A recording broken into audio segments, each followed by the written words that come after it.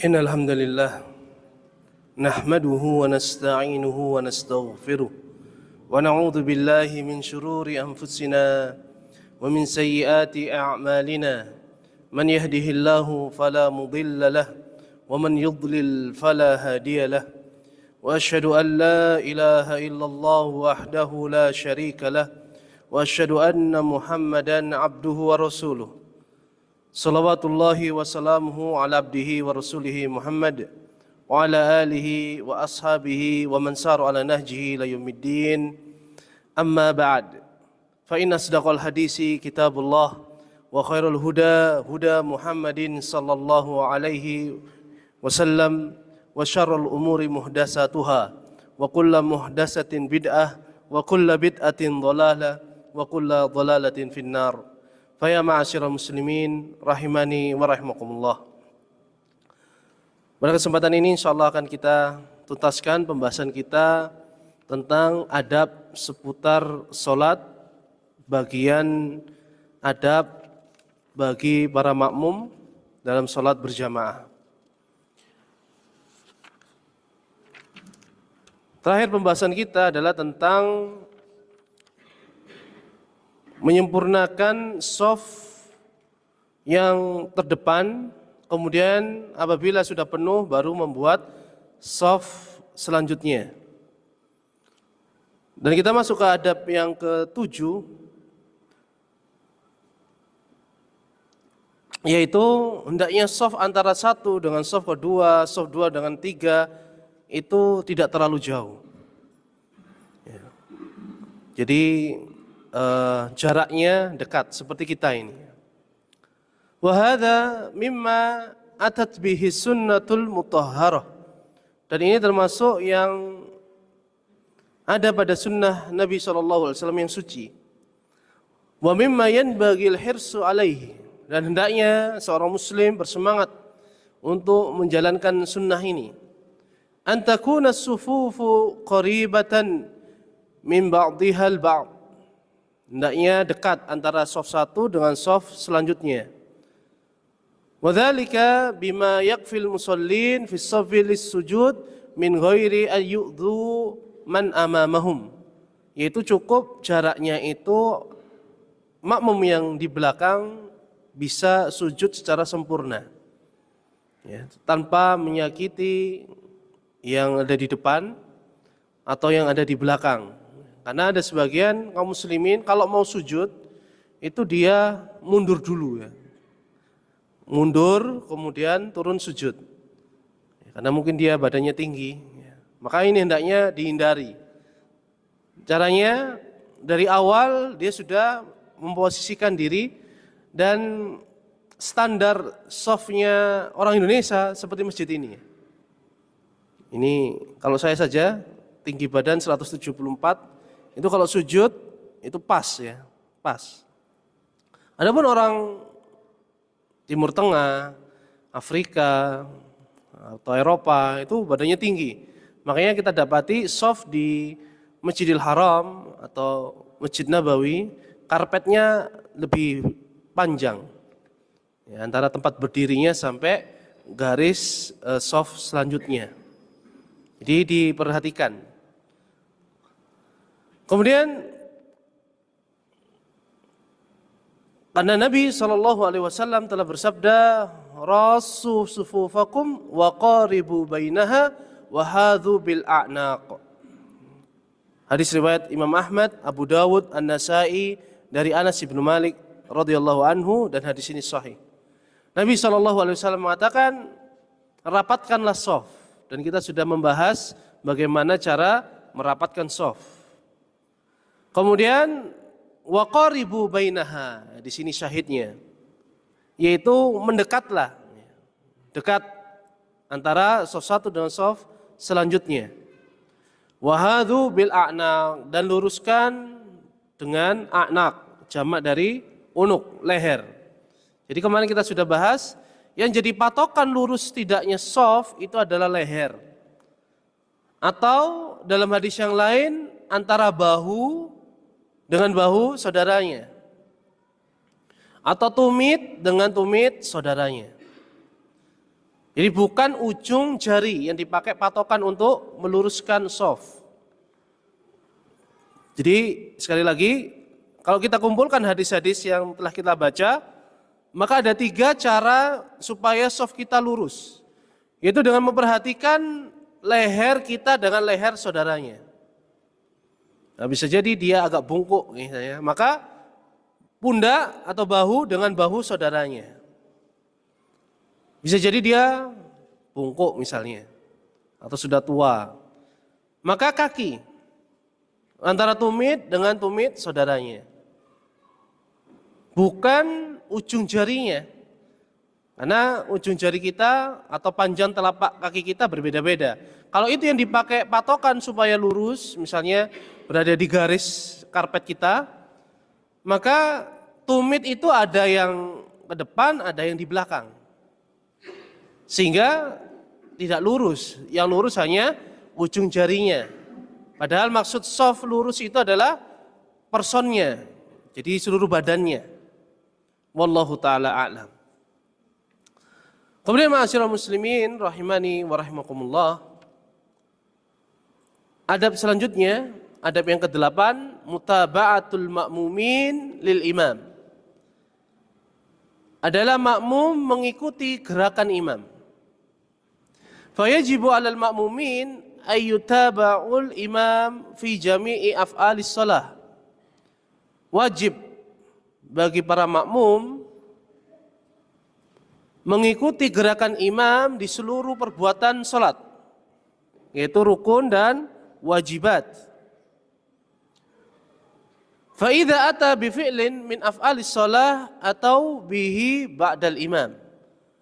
Dan hendaknya makmum itu apabila imam melakukan suatu perbuatan di dalam salat, rukun ataupun wajibat, maka hendaknya makmum melakukannya setelah imam melakukannya.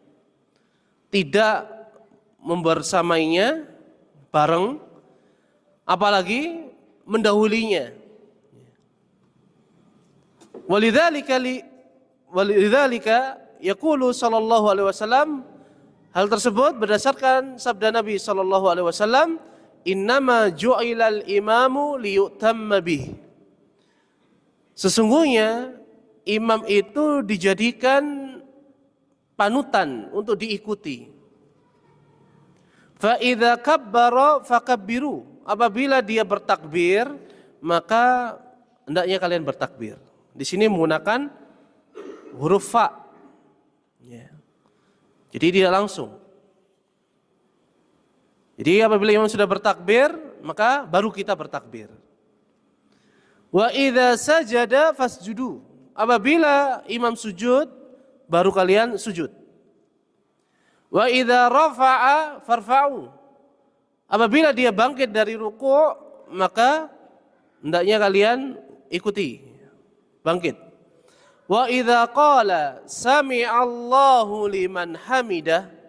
Apabila imam mengucapkan sami'allahu liman hamidah, Allah mendengar siapa saja yang memujinya dan berdoa dan membalas doa tersebut, menjawab, mengijabahi doa tersebut. Faqulu rabbana walakal hamdu.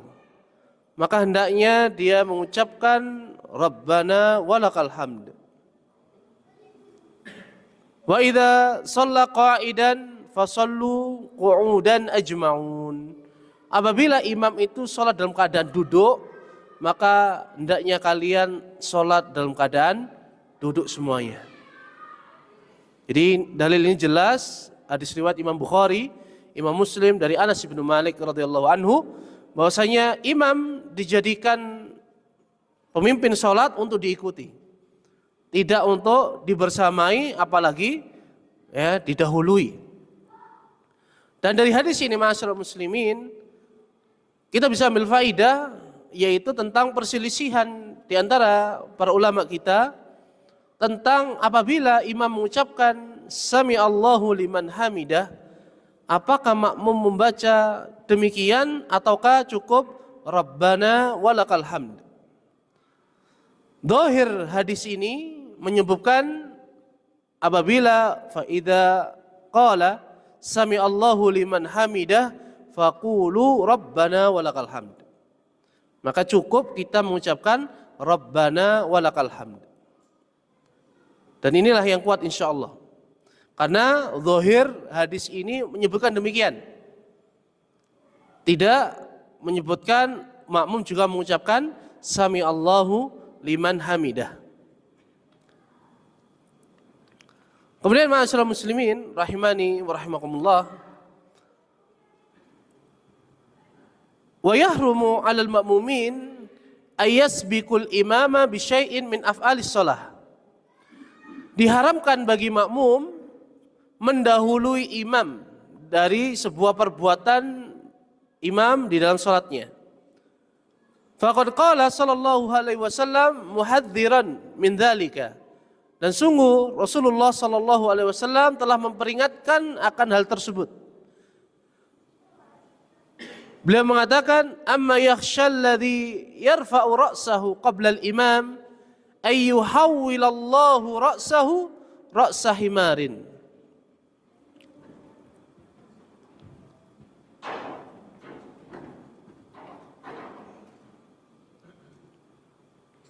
Ya, itu anak-anak kita itu. Semoga Allah merahmati mereka, memberikan hidayah pada mereka. Anak-anak ya. Nah, kita lanjutkan. Hendaknya, ya kata Nabi SAW, orang yang mengangkat kepalanya sebelum imam, ya berarti dia mendahului. Ini ancaman untuk mendahului. Adapun membersamai, para ulama menyebutkan makruh hukumnya. Apabila hendaknya seorang yang mendahului gerakan imam itu khawatir, takut. Takut akan apa? Yaitu takut Allah akan menjadikan kepalanya kepala keledai. Ya, hendaknya seorang itu makmum takut mendahului imam, khawatir Allah Subhanahu wa taala dengan sebab mendahuluinya itu dijadikan kepalanya kepala keledai. Hadis ini riwayat Imam Bukhari, Imam Muslim dari Abu Hurairah radhiyallahu anhu. Kami dapat di sebuah kisah yang ajibah, kisah yang menakjubkan yang disampaikan oleh Syekhuna masyhur Ibnu Hasan Al-Salman hafizahullah taala dalam kitab beliau Al-Qaulul Mubin fi Akhta'il Musallin. Kitab yang membahas tentang kesalahan-kesalahan salat. Beliau membawakan sebuah kisah dari Al-Hafidh Ibnu Hajar Al-Asqalani rahimahullah ta'ala. Dari Al-Hafidh Ibnu Hajar Al-Asqalani. Bahwasanya di Mesir atau di suatu daerah itu ada seorang ulama tidak percaya dengan hadis ini. Masa orang mendahului imam sampai kepalanya jadi keledai. Dan tidak ada seorang pun dia dapati kepalanya seperti keledai. Maka dia mengucapkan ini ketika membacakan hadis Bukhari ini. Dibacakan, kemudian beliau melihat tidak ada, ya, wajahnya dirubah oleh Allah Subhanahu wa taala. Padahal banyak orang kaum muslimin itu salatnya mendahului gerakan imam. Maka dia pun mengucapkan hal demikian. Maka setelah itu dia mempraktekkan hadis ini. Dia melanggar sengaja. Kemudian dia dapati ketika bangun tidur kepalanya menjadi kepala keledai. Kemudian dia tidak pernah mengajarkan atau tidak pernah datang ke majelis ilmu untuk mengajarkan ilmu, membacakan hadis. Sehingga ulama yang lainnya bertanya-tanya, kemana Syekh Fulan tidak pernah terlihat, tidak pernah mengajar kembali. Tapi kami mendengar di rumahnya dia tetap mengajar. Apakah dia sakit? Begitu ya. Maka para ulama mengunjungi Syekh Fulan ini. Kemudian ketika dijenguk, dipersilakan masuk tapi dia tidak mau keluar. Sampai salah satu temannya bertanya, apa yang engkau rasakan? Apa yang terjadi padamu? Kemudian diceritakanlah kisah ini tadi. Jadi ini adalah perkara yang ajibah dan ancaman Allah Subhanahu wa taala. Perhatikan kaum muslimin, itu di bawah kehendak Allah. Tidak semua orang yang melakukan kesalahan yang di situ ada ancaman dari Allah Subhanahu wa taala itu akan diberikan apa yang menjadi ancaman tersebut. Ada yang Allah wujudkan dan ada yang Allah tangguhkan, ada yang Allah ampuni bahkan. Jadi suka-suka Allah Subhanahu wa taala di bawah kehendaknya. Maka jangan sekali-kali kemudian hati kita sebagai seorang muslim yang mengikuti sunnah Nabi Shallallahu Alaihi Wasallam ya bermain ya di area yang demikian. Ini tidak beradab dengan Allah Subhanahu wa taala. Wallahu taala a'lam. Kemudian adab yang ke-9, insatul ma'mum inda qiraatil imam. Hendaknya makmum diam ketika imam membaca dalam salat jahar. Fa inna hadza mimma yajma'ul qalbu wal fikru. Dan ini termasuk hal yang bisa menyatukan antara hati dan pikiran. Wa yurisul khusyu'a, dan mewariskan khusyuk dalam hati kita. Wa yab'asu ala tadabbur, dan membuat kita bisa mentadaburi apa yang kita baca. Wa qad amara bihin nabiyyu sallallahu alaihi wasallam faqal, dan ini telah diperintahkan oleh Nabi sallallahu alaihi wasallam. Beliau bersabda, idza qara'al imamu fa ansitu. Apabila imam membaca, disebutkan Nabi Shallallahu Alaihi Wasallam memerintahkan para sahabat untuk membaca suratul Fatihah. La salata liman lam yaqra bi Fatihatil kitab. Tidak sah salat seseorang yang tidak membaca Fatihatul kitab. Dan hadis ini umum, salat sir ataupun jahar. Di dalam riwayat yang lain, Nabi Shallallahu Alaihi Wasallam memerintahkan para sahabat ketika imam itu membaca, maka diam kecuali kalian membaca surah Al-Fatihah. Maka apabila kita kumpulkan hadis-hadis demikian, maka kita bisa menjamak dalil-dalil tersebut. Dan di sini ada perselisihan yang sangat kuat di antara para ulama kita, rahimahumullah. Yang pertama, mutlak apabila imam itu membaca, maka makmum diam. Bacaan imam sama dengan bacaan makmum. Maka apabila salat subuh, maghrib, isya, imam membaca suratul Fatihah, maka kita tidak perlu membaca suratul Fatihah. Ini pendapat para ulama yang pertama. Apabila imam membaca dalam salat yang sir, seperti salat zuhur, asar, maka makmum membaca kembali kepada asal. Setiap kita membaca suratul Fatihah. Dan suratul Fatihah ini rukun dari arkan shalah. Apabila ditinggalkan sengaja ataupun tidak sengaja, lupa atau tidak lupa, maka batal salatnya. Wajib mengulangi rakaat yang dimana dia tidak membaca suratul Fatihah.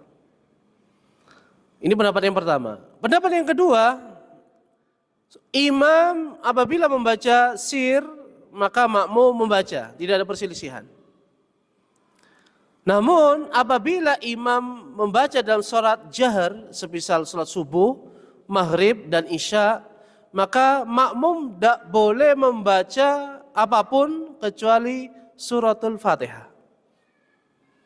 Dan pendapat kedua inilah yang kami secara pribadi mengikuti pendapat tersebut dan lebih menenangkan. Karena rukun sholat tidak gugur dengan apa yang dilakukan oleh imam. Dan catatan, dan ini hanya berlaku apabila seorang makmum itu sempurna datang hadir mengikuti gerakan imam dari awal hingga akhir. Karena di sana ada hadis yang lainnya yang apabila seorang itu masuk ke dalam sholat jamaah, sedangkan dia mendapati rukuknya imam, maka dia mendapatkan 1 rakaat imam. Padahal dia tidak membaca suratul Fatihah. Kemudian hadis yang lain, ada seorang sahabat, kami lupa namanya, itu ketika dia masuk ke dalam jamaah sholat berjamaah Rasulullah SAW dan para sahabatnya, dia belum sampai di shaf, itu dia sudah bertakbir. Dia sudah bertakbir. Sehingga sambil ruku dia berjalan menuju shaf. Dia berjalan menuju shaf. Ya, jadi misalnya kalau dari pintu itu, nah dari pintu itu imam sudah ruku. Dia bertakbir dari pintu itu, kemudian dia jalan sambil ruku, membaca doa ruku. Subhana rabbiyal azim. Atau doa yang lainnya. Maka ketika selesai sholat, Rasulullah SAW menegur para sahabat ini. Ya, hendaknya kalian mendatangi dengan tidak tergesa-gesa. Apa yang kalian dapatkan dari imam, maka lakukanlah. Dan apabila terluput, maka setelah selesai salam, sempurnakanlah. Kemudian Rasulullah mengucapkan di akhir hadis itu, dan jangan kalian mengulangi perbuatan kalian. Kalian jangan mengulangi perbuatan hal tersebut. Jadi tidak boleh atau makruh, para ulama menyebutkan hukumnya, seorang makmum masuk ke dalam sholat jamaah dari selain tempat berdirinya dia sholat. Ya, bertakbiratul ihram selain di tempat dia berdiri untuk sholat. Tapi Rasulullah tidak memerintahkan mengulang sholatnya, menunjukkan bahwasanya dalam keadaan demikian tidak membaca suratul Fatihah itu sah sholatnya. Ya. Jadi membaca suratul Fatihah untuk para ulama yang di kelompok nomor 2 tadi, yaitu tetap wajib membaca apabila keadaannya dia dari awal sudah masuk dalam sholat berjamaah. Wallahu ta'ala a'lam.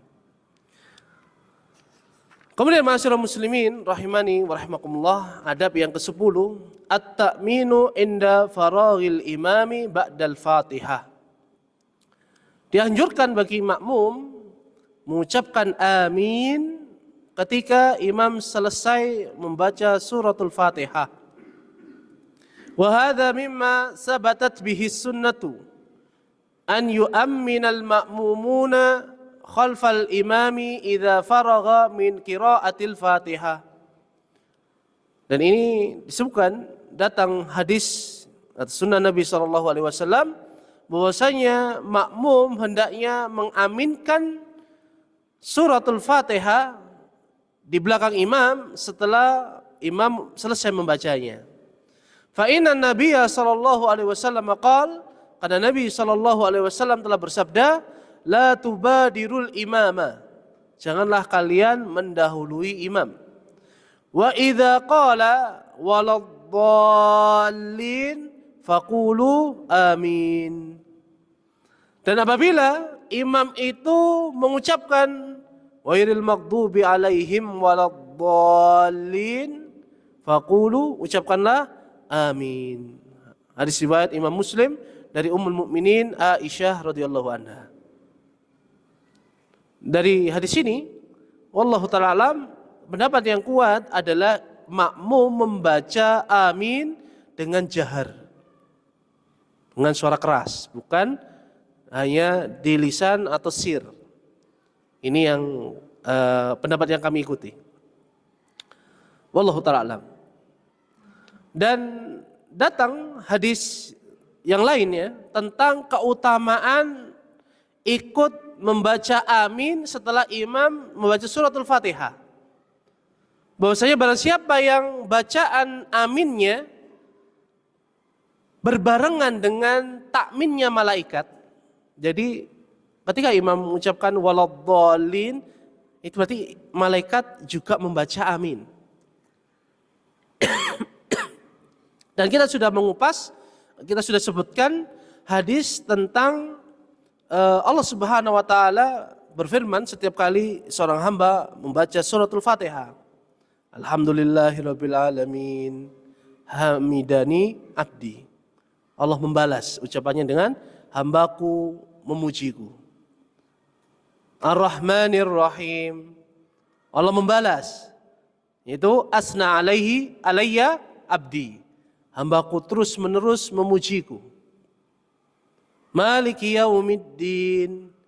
Majadani abdi. Hambaku memuliakanku. Terus sampai ketika iyyaka na'budu wa iyyaka nasta'in, maka ini menjadi pemisah antara apa yang diucapkan seorang hamba untuk Allah Subhanahu wa taala dari ayat yang pertama sampai ayat yang ketiga. Kemudian Allah jadikan ayat ini ayat yang keempat. Kemudian ihdinas siratal mustaqim. Maka kemudian alal abdi masalah. Untuk hambaku apa yang dia minta, yaitu apa? Ihdinas siratal mustaqim. Tunjukilah kepada kami jalan yang lurus. Mustaqim, ma'asyiral muslimin, bisa dibaca kitab-kitab tafsir. Mustaqim itu jalan lurus yang lurusnya ke depan. Yang tidak bercabang. Tidak belok, dia ada belokannya. Tidak ada perapatan, tidak ada simpang lima, tidak ada pertigaan, lurus. Itu namanya mustaqim. Maka wallahu ta'ala alam, kami mendapatkan faidah dari Syekhuna Walid Ibnu Nasr As-Saifun Nasir hafizallahu ta'ala. Beliau mengatakan tidak ada satupun hadis Nabi SAW ketika meluruskan safnya para sahabat mengucapkan istaqimu. Istaqimu. Kenapa? Karena makna istaqim itu lurus ke depan. Sedangkan saf itu lurus ke depan atau ke samping? Ke samping. Makanya lafadz di dalam hadis-hadis Nabi SAW adalah istawu atau sawu sufufakum. Jadi menyamping, tidak ada yang istaqimu. Meskipun artinya sama-sama lurus, hanya saja istaqim ke depan, kemudian sawu sufufakum atau istawu ke samping. Ya. Ini secara bahasa saja. Ya. Kemudian ma'asyiral muslimin rahimani wa rahimakumullah, kita kembali ke dalam hadis tadi. Maka barang siapa yang bacaan aminnya berbarengan dengan aminnya atau takminnya malaika, maka ghufira lahu ma taqaddama min dzambi. Maka akan diampuni dosa-dosanya yang telah berlalu. Ini fadilah yang besar kita ikut sholat berjamaah. Dosa-dosa kita akan diampuni oleh Allah Subhanahu wa taala. Wallahu taala alam. Kemudian ma'asyiral muslimin rahimani wa rahimakumullah, adab yang ke-11, mutaba'atul imami inda dukhuli ila shalah. Mengikuti gerakan imam tatkala memasuki salat berjamaah. Ini bagi masbukin. Karena Nabi SAW, idza ata ahadukumus salata wal imamu ala halin falyasna kama yasna'ul imam. Apabila salah seorang dari kalian mendatangi sholat berjamaah, sedangkan imam dalam suatu keadaan, entah berdiri, ruku, sujud, duduk, tasyahud, dan seterusnya, falyasna kama yasnaul imam. Maka hendaknya dia melakukan apa yang dilakukan oleh imam. Dan hadis ini diriwayatkan Imam At-Tirmidzi dan yang lainnya. Hadis ini hasan sahih, wallahu ta'ala alam.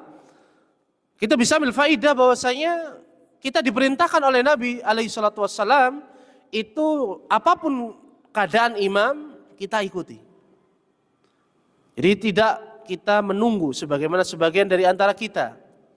Misalnya imam dalam keadaan sujud, maka kita tidak langsung bertakbiratul ihram kemudian sujud. Tapi apa? Nunggu imam berdiri di rakaat selanjutnya.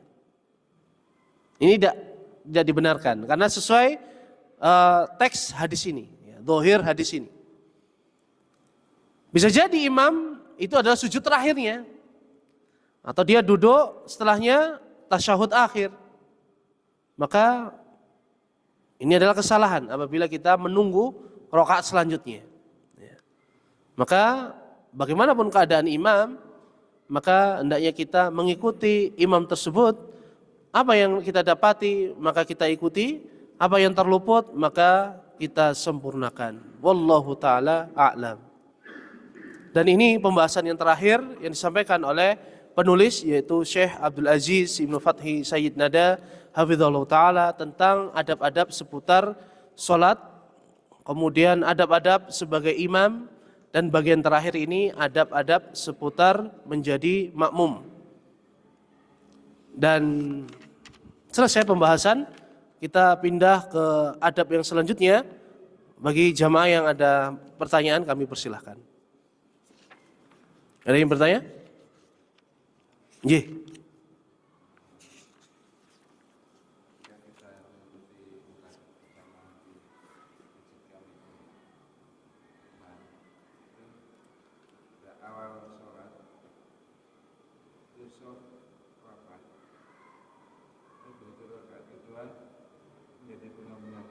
Lenggangnya.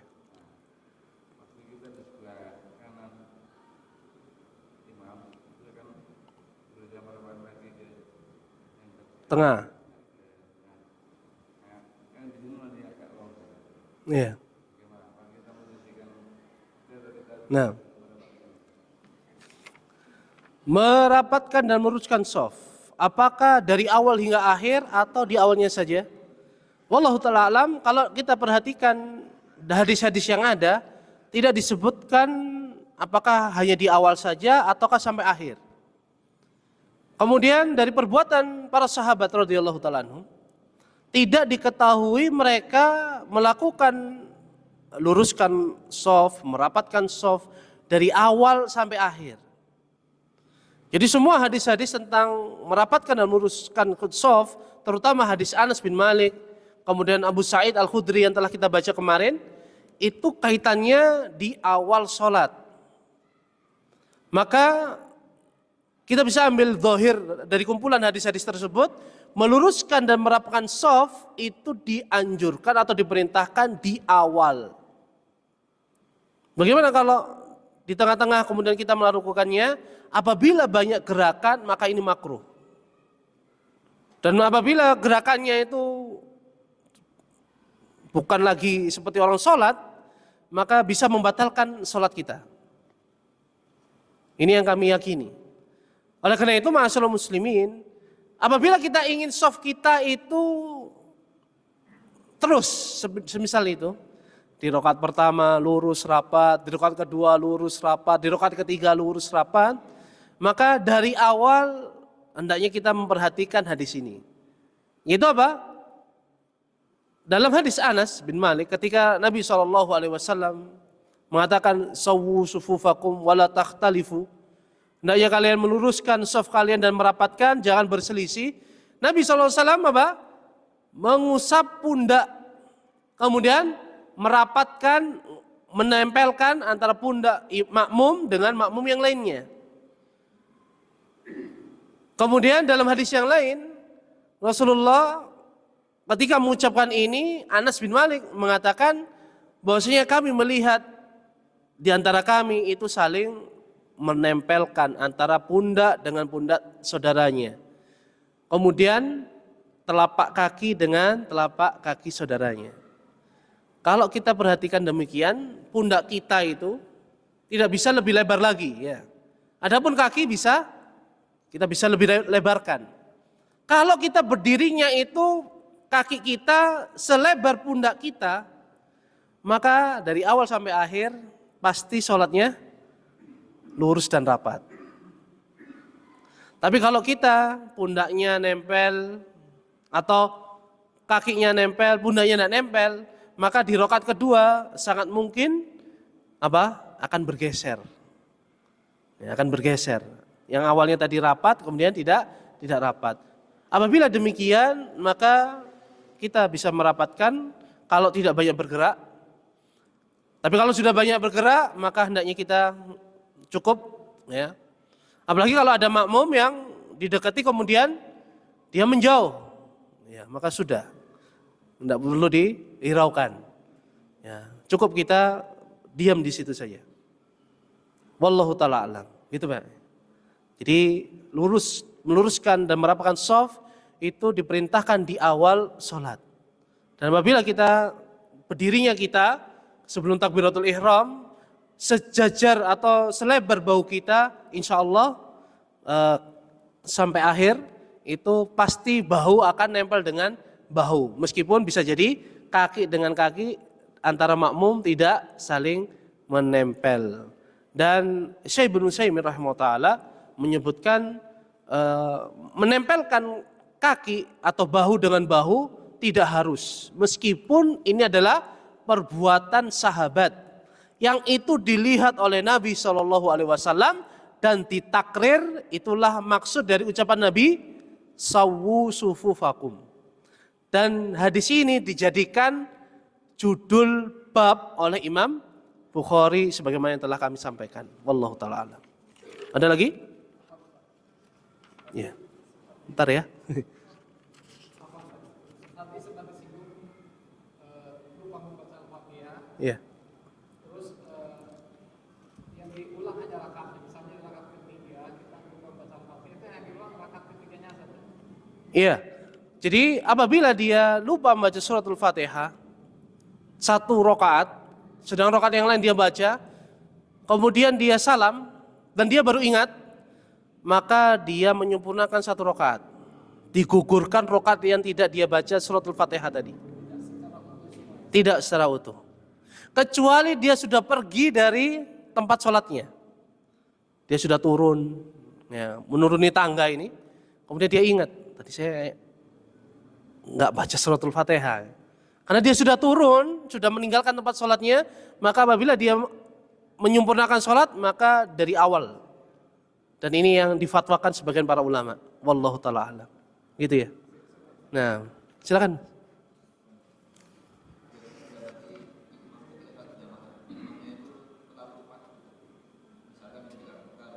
Iya.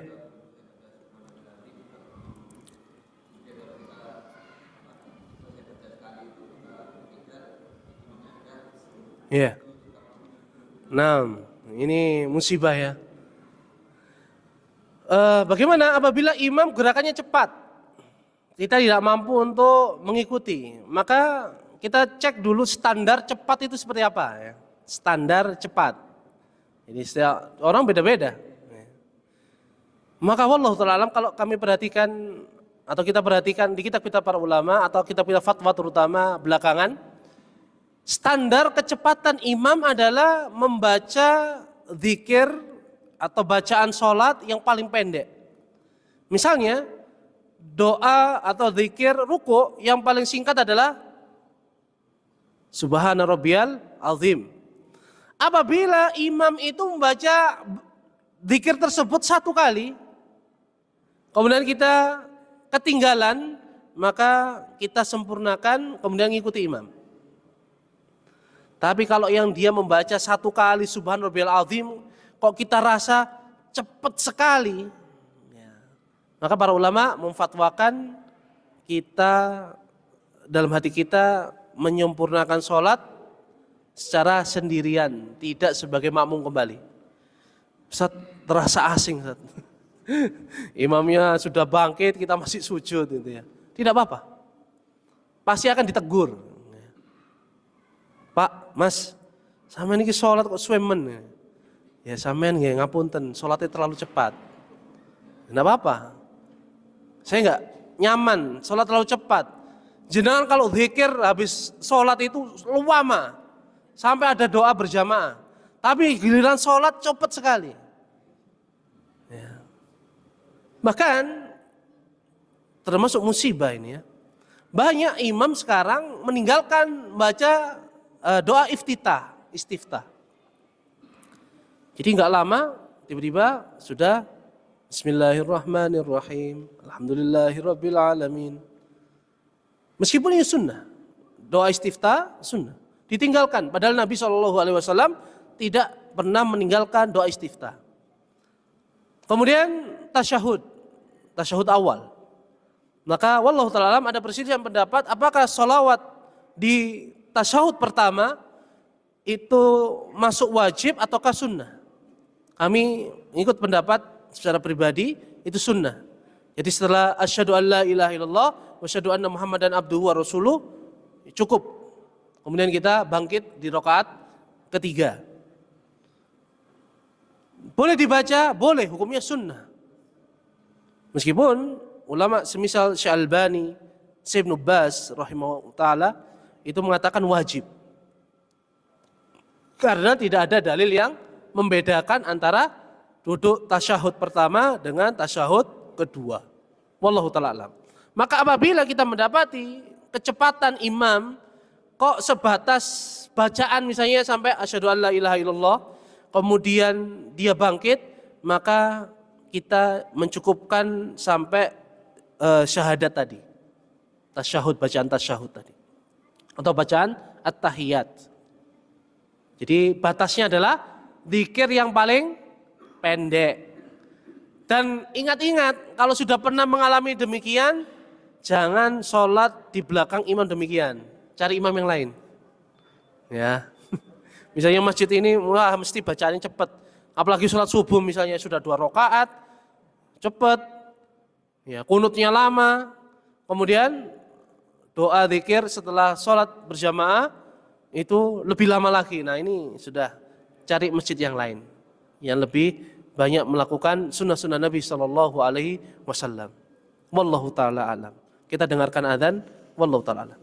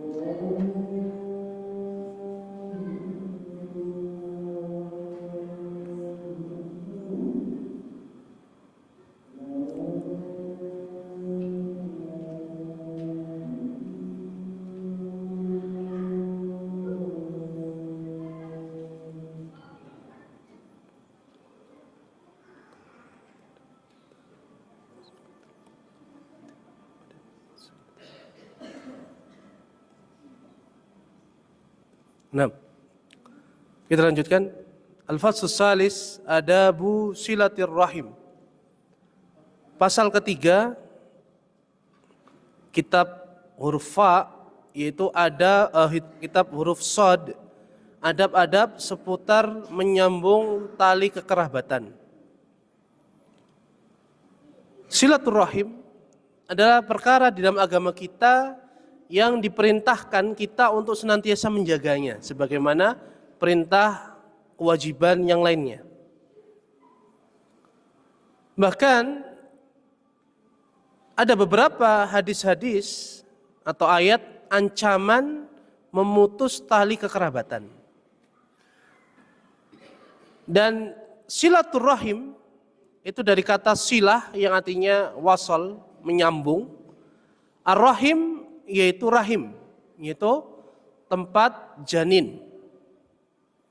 Maka dari etimologi ini kita bisa ambil kesimpulan, silaturrahim berarti menyambung siapa saja yang pernah atau ada hubungan satu rahim dengan kita, begitu. Dalam KBBI kami cek silaturrahim itu tidak sebatas itu ya. Berkunjung kepada teman, kepada kaum muslimin itu masuk juga silaturrahim. Bahkan cara bacanya silaturrahmi. Ya. Maka ini terlalu luas ma'asyiral muslimin. Jadi silaturrahim itu menyambung hubungan, tali hubungan dengan kerabat kita. Yang pertama adalah ayah ibu kita. Yang kedua, keluarga ayah dan ibu, kakek, nenek, paman, bibi, ya ini. Kemudian keturunan mereka, saudara seayah, saudara seibu, kemudian saudaranya ayah, saudaranya ibu, kemudian saudarinya ayah, saudarinya ibu, saudaranya kakek.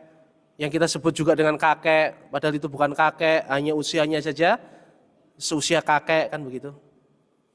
Ya nantinya ada perbedaan dalam masalah faraid atau warisan. Kemudian sampai ke atas, sampai keturunan mereka. Ini dinamakan silaturrahim. Wallahu ta'ala. Adapun menyambung hubungan dengan sesama kaum muslimin yang tidak ada hubungan kekeluargaan, tidak ada hubungan darah atau kekerabatan, maka Allah menyebutnya dengan ukhuwah islamiyah atau imaniyah. Ukhuwah, persaudaraan. Ya. Yang Allah ikat karena saling mengucapkan asyhadu an la ilaha illallah wa anna muhammadan abduhu wa rasuluh.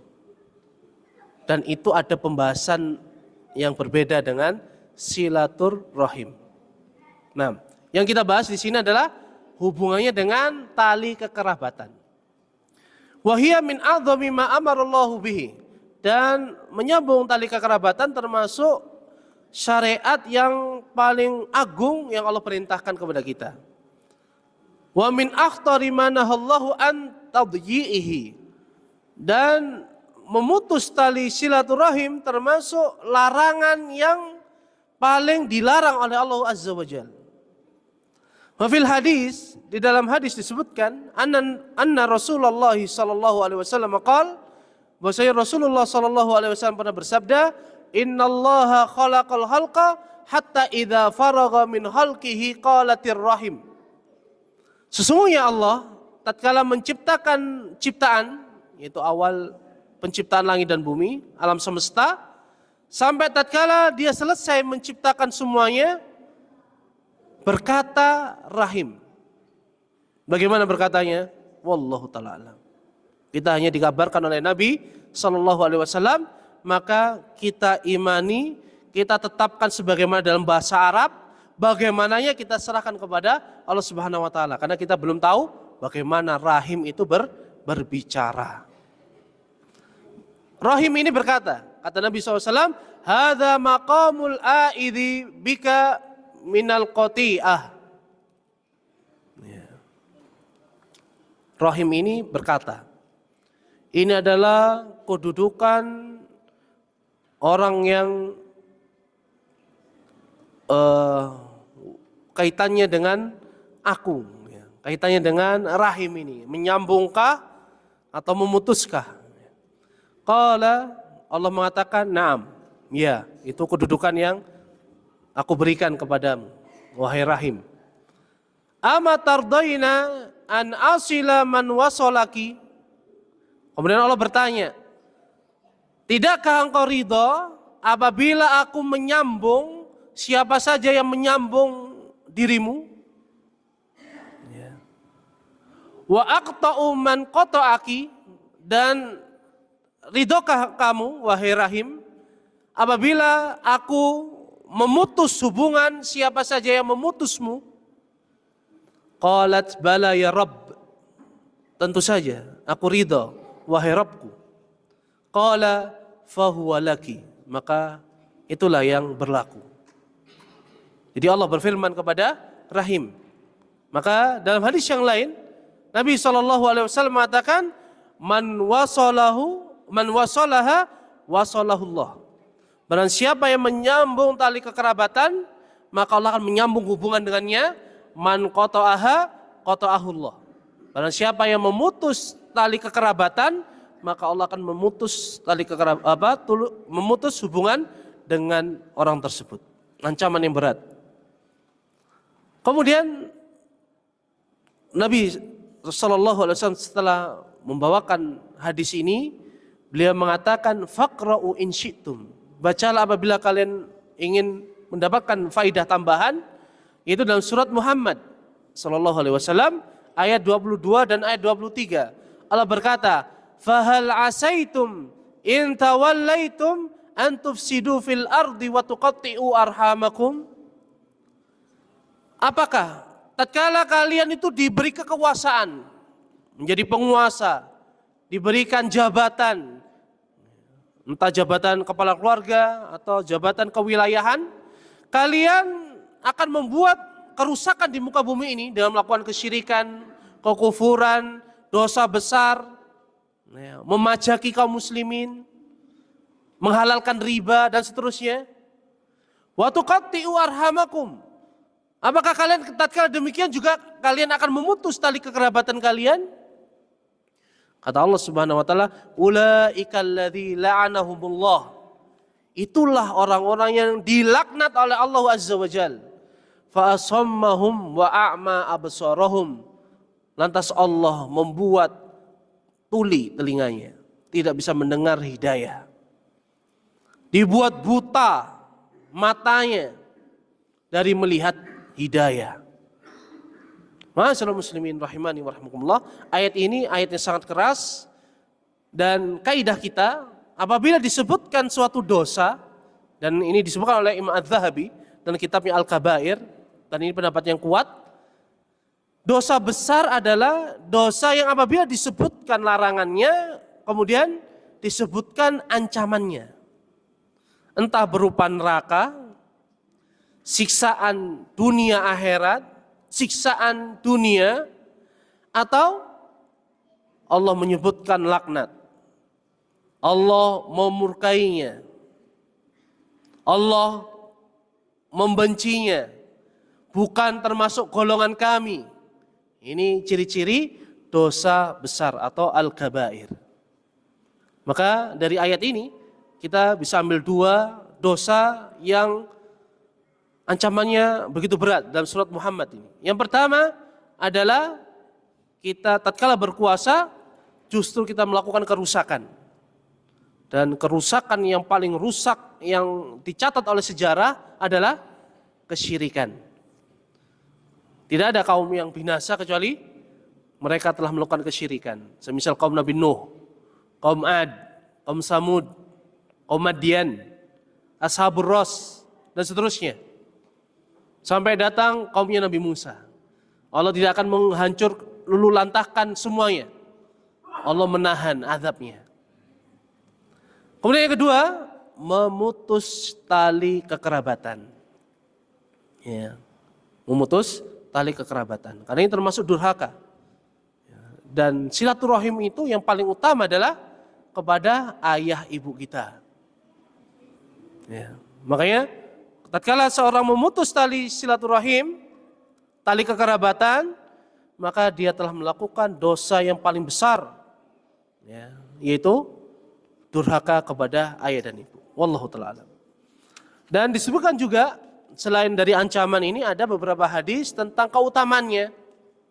Misalnya hadis yang diriwayatkan Imam Bukhari dari Abu Hurairah, Anas bin Malik radhiyallahu anhuma, Nabi SAW bersabda, "Man sarrahu ayyubsata lahu fi rizqihi wa yunsha'a lahu fi asari falyasil rahimah." Barang siapa yang senang diluaskan rezekinya, dipanjangkan umurnya, maka hendaknya dia menyambung tali kekerabatan. Hadis yang lain dari Imam Bukhari dari Abu Hurairah radhiyallahu anhu, beliau mengatakan, "Man kana yu'minu billahi wal yaumil akhir falyukrim dhaifah." Barang siapa yang beriman kepada Allah dan hari akhir, maka hendaknya dia memuliakan tamunya. Wa man kana yu'minu billahi wal yaumil akhir falyasil rahimah. Dan barang siapa yang beriman kepada Allah dan hari akhir, hendaknya dia menyambung tali kekerabatannya. Hadis ini Nabi SAW mengaitkan iman kita kepada Allah dan hari akhir dengan akhlak silaturahim dan memuliakan tamu. Maka pembahasan akidah ma'asyiral muslimin tidak bisa lepas dari pembahasan akhlak. Begitu juga pembahasan akhlak tidak mungkin lepas dari pembahasan akidah, apalagi pembahasan adab.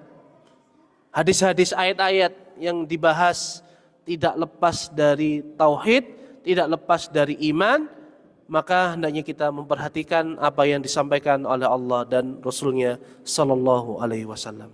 Mungkin ini dulu yang dapat kita baca, dan insya Allah kita akan lanjutkan di pertemuan yang akan datang tentang adab-adab menyambung tali silaturahim biidnillahi wa taufiqih. Wassallallahu wasallam ala Muhammad wa akhiru da'wana alhamdulillahi rabbil alamin. Subhanakallahumma wa bihamdika asyhadu an la ilaha illa anta astaghfiruka wa atubu ilaik. Wassalamualaikum warahmatullahi wabarakatuh.